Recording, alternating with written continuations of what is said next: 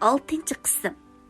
Hamon bir kuni uni izlab topilganligini aytib, Xayrinzaga endi o'zini avora qilmaslikni, niyatidan yenib, o'zining baxtini balduroq tepib verishini aytdi.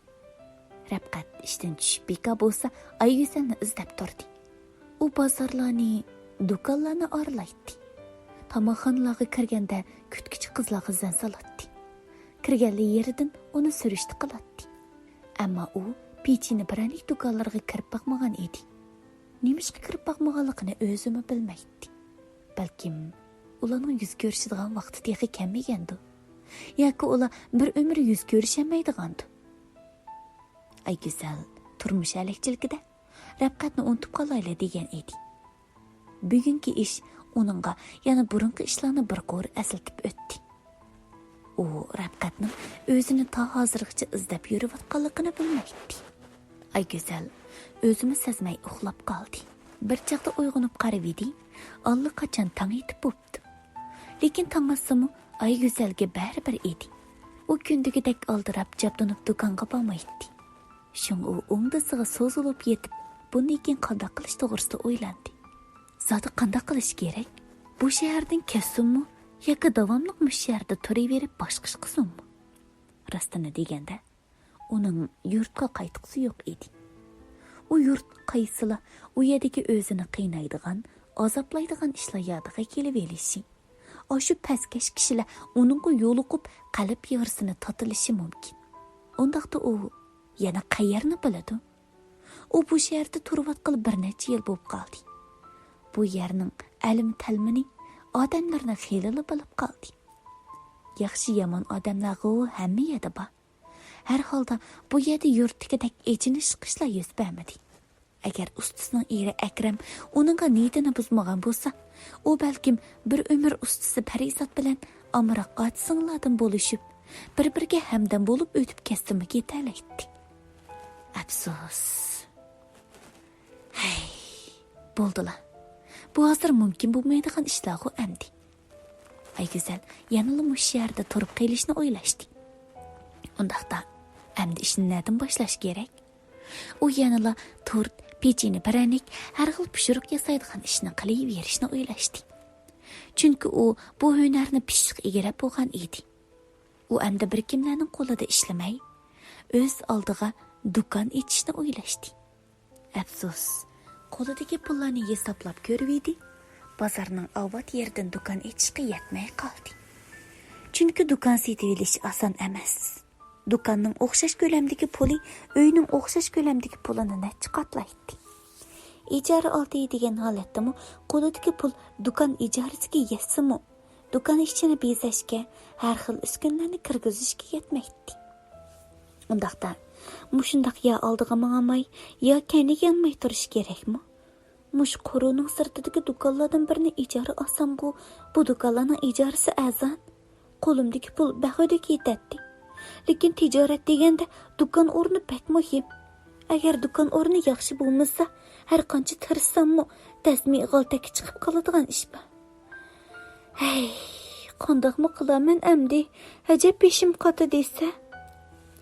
U necha kun o'ylanib muvofiq chora topolmadi. Axir u yetivaganning foydasi yo'qligini, sirtqa chiqib bozor ahvolini ko'rib yiqishni o'ylashdi-da, sirtqa chiqdi. U aylanib hamma yana ko'rib, ko'nglida bir ishlarni ditlab chiqdi. Ammo saplik ko'rgan o'rinlari o'ziga yorg'on bilan ormonga tushlik darmon yo'q bo'lib kelyotdi.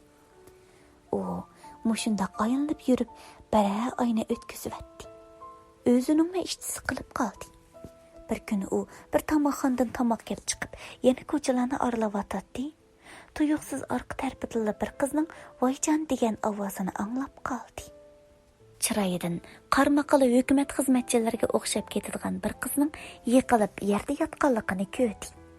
U darhol yugurib kelib u qizni yo'lamoqchi bo'ldi. Ammo qizning puti qayrilgan bo'lib, o'shiq tarafining ishib ketganligini ko'rdi. Texi kiygan egiz pashliq oyoqining pashnasimi so'nib ketgan edi. Ayguzal qizni yo'lab muvofiq joy deb o'ltirg'izib qo'ydi. Uning pakar pashliq oyoqdan birini setib olib akilib, saq putiga kiygizdi. Ondan taksi to'sib, qizni taksiga chiqarib, doktorxonaga elib bordi. Doktorlar qizning putini tekshirib ko'rib, so'ngakning saq ekanligini, 2-3 qitim tangdir vasila o'ngishib ketadiganligini aytib, ularni xotirjam qildi. Ayguzal qizni ko'tirgandek qilib yetilab, tengiqchining qishig'iga opadi. Uning putini tangdirib xotirjam bo'lgandan keyin, uni taksiga chiqarib, yo'lga sepib qo'ydi. Bu jarayonda ular o'zaro telefon nomerlarini, ismlarini so'rashib, o'ptalla do'st bo'lib qoldi. Hafta o'tib, u qiz Ayguzalga telefon qilib, uni ko'rishishga taklif qildi. Ular xuddi amroq ot-singlardek bir-biri bilan quchoqlashib ko'rishdi. Ondan bir tezamaxonning ayrimxonasiga kirib joylashdi. Bu qizning ismi Aynaz bo'lib, shaharlik sud san'at bankasida xizmat qiladi. Paranglish davomida Ayguzalning nima ish qiladiganligini so'rab edi. Ayguzal hozir o'zining bekor ekanligini, do'kon ichish o'yining borligini, ammo iqtisoddan qisilg'achqa bozor ahvolini davomli ko'zlayotganligini aytdi. "Voy ahmoq, bankadan qarz olsangiz bo'ladi-ku, bu ishga men yordam qilay. Hozir savdo qildiganlar nadami yetarlik naqd pul yig'ib savdo qiladi deyman. Undaq ko'p pulni qandoq tepib o'g'li bo'ladi? Boylar qandoq pul topadi bilamsiz? Kambag'allarning banka qo'ygan pulini boylar qarz elib savdosiga mablag' soladi. Pulni ko'p topgan sari qarzni texmi ko'p oladi. Texmi cho'ng ishlarga mablag' soladi. Ashunday qilib mablag'ni aylantiradi. Sizda boylarni qo'lida bor pulni ishlatadi deb o'ylab qolibsiz-a?" dedi. Ayguzal Aynazning gaplarini anglab hayron qoldi.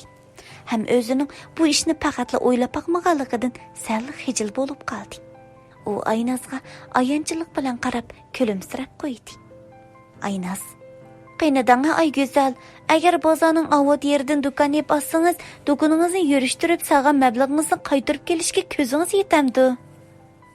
Ayguzal Aynazning so'zini anglab, boshqacha hayajonlanib, ruhlanib ketdi. U Aynazga dadil yuzlanib turib, "Ko'zim yetadi, men cho'qim qilib ketalayman." "Undaqda yaxshi, pulning ishini men hal qilay. Necha vaqtdan beri bozor kuzatdim dedingiz. Undaqda muvofiq do'kon ko'rdingizmi?" "Ko'rdim. Otash restoranining yanidagi do'konlardan ko'rgandim."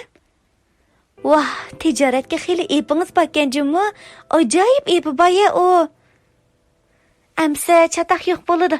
Biz avval do'konning bahsini kelishib, andan qarz pulga tutish qilayli-ya", dedi Aynaz. Shuna qilib, bu ikki qiz qizg'in paranglar bilan bo'lib, ko'ngillik bir vaqt tomoq yeyishdi.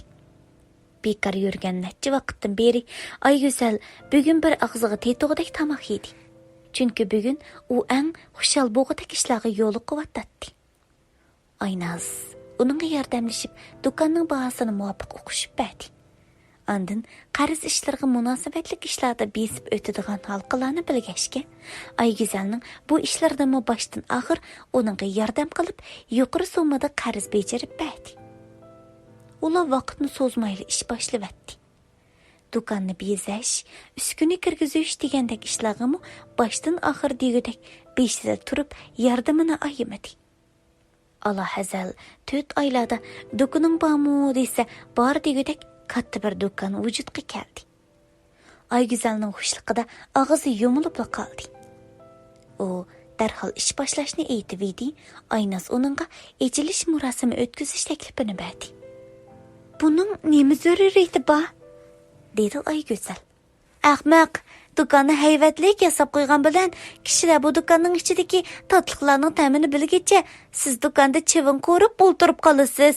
Shunga echilish murosimi o'tkazib, kishilarni do'konning mahsulotlaridan tetib yiqishga taklif qilamiz.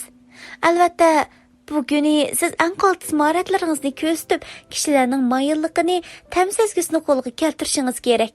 Bu kunni cho'qim kishilar unutib qolmog'idek tatliq turim deysilar, birinchi bo'lib sizning do'koningizni yodiga og'uda qilishimiz kerak", dedi. Ayguzal Aynazning so'zlarini anglab, og'zini echib qoldi. Ayguzal o'zini hunarga pishdim degan bilan tijoratni bilmaydigan ishlarning texi ko'pligini his qildi. Ham Aynazning nurg'un ishlarni biladiganligiga masligi keldi. O'zidek dunyoda hech nimasi yo'q bir qizning mushunda qo'lidan hammish keladigan do'stining borligidan faxrlandi. Ham bu do'stini bir umr qadrlab o'tishni ko'ngliga pushdi. Necha kundan beri Ayguzal to'limi aldirash bo'lib ketdi. U öğrengen maharetlerinin hemmisini işqi silip, dükkanını içip kelivatqınıga xeyli günler boğandek galetki kegüzdi. Mana bugün Aygüzel tort pechini pişiriqlari dükkanının içilish murasimi ötküzüldü. Kişiler bu dükkanın yeni içilganligini bilip, dükkan mahsulotlarini tetip bakqusi geldi. Hem tetip beqib, razmanlik bilan beshini yengil lang'ishtib qo'yishdi. Hammanglarning chehrida kulgi porlab turgan mushu damda Aynaz o'tirg'i chiqib, bugundan boshlab bu dükkanning qurilganligini, ko'pchilik xaridorlarning yaqindan qo'llab-quvvatlab berishini umid qilib, tabrik so'zi qildi. Ularga Aygüzelni tanishtirdi.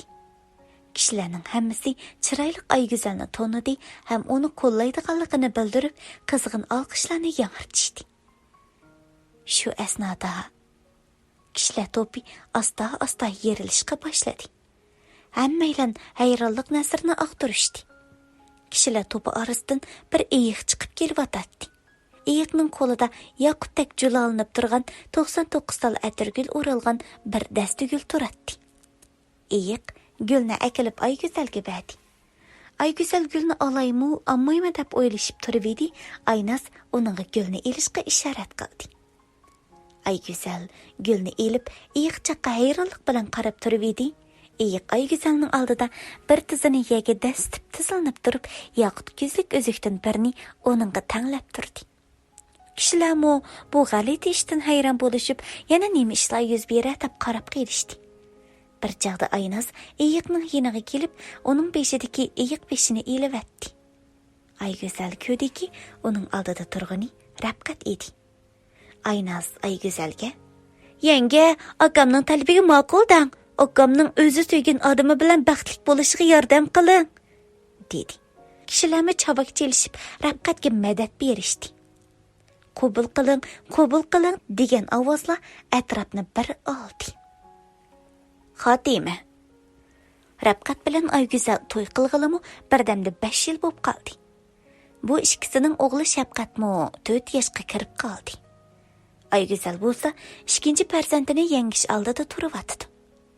Rabqat bo'lsa, birda do'konga palaxsa, birda Aygüzel bilan Shafqatning qishig'i qatirib, oldirash bo'lib ketdi. Hozir do'konda bir necha shagird balla bo'lib, Aygüzel shunga xotirjam eliyotdi. Aynazmi beka bo'lsalar, 2 yoshli qizi Sabirani elib kelib, Aygüzelni yo'qlab turdi.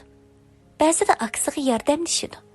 Bular hozir baxt quchqida papilinib, hayotlikning o'ziga ato qilgan iltifotlardan mamnun bo'lib, intayin xotirjam, baxtlik, xushal yashayotdi.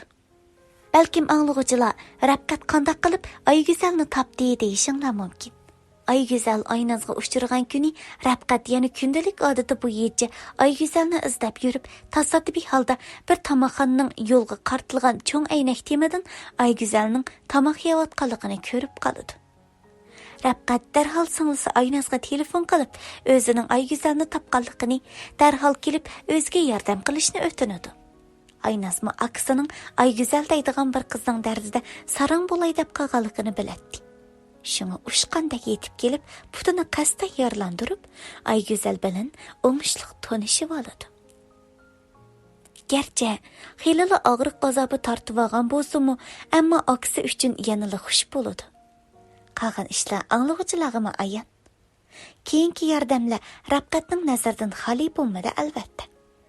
Qandaqli bo'lmasin, 5 yoshidan tortib ko'magan dard alimi qolmagan chiroyli qiz oxiri o'zining oq ko'ngilligiga yarasha mijozi esil, shahzodadek bir yigitning qadrlashiga, chin muhabbatiga erishdi.